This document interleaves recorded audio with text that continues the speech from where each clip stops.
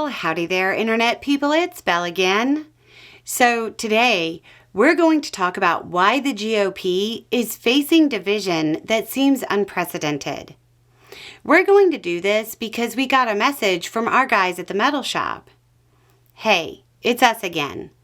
The right-wingers have a question, and I tried to answer it using the bus analogy. But either I didn't do a good job, or it's just so far outside the way they think, they looked at me like I grew another head. Their question is simple. Why is the Republican Party facing the division it is all of a sudden? They see it happening, but don't understand why. Okay. Because the Republican Party is no longer the Republican Party you've known. In the past, the GOP was a singular party with a singular mission.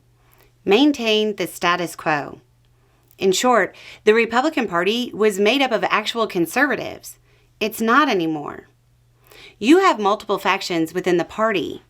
It's a coalition party now, like the Democratic Party. For the Republicans, in rhetoric, you all call every Democrat a leftist. Some of you know that almost none of them are actual leftists. But you also know there's a difference between Bernie Sanders or AOC and Nancy Pelosi or Biden. They represent different factions within the Democratic Party.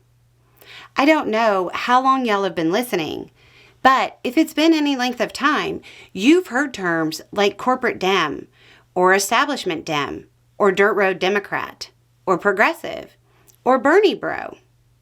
These are all groups under the Democratic Party umbrella. But they're very different. Well, Trump has turned the Republican Party into that.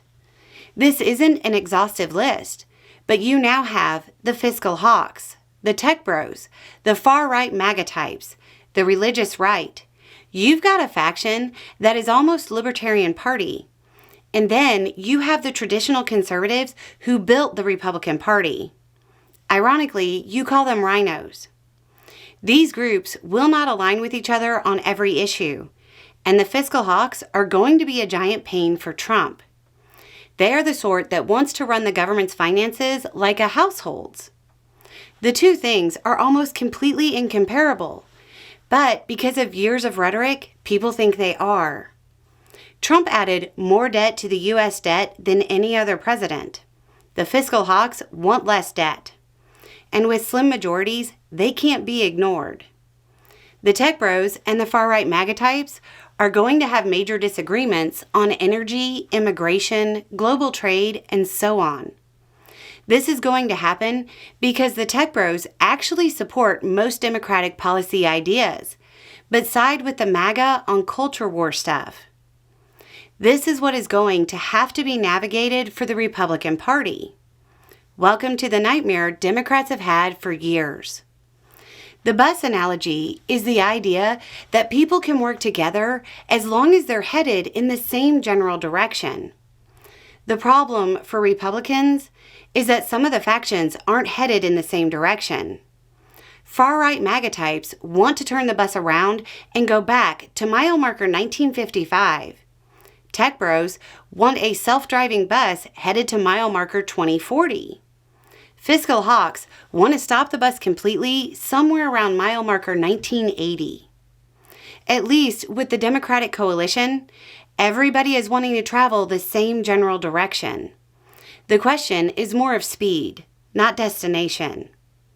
Y'all are in for a bunch of infighting unless there's some major uniting factor that shows itself.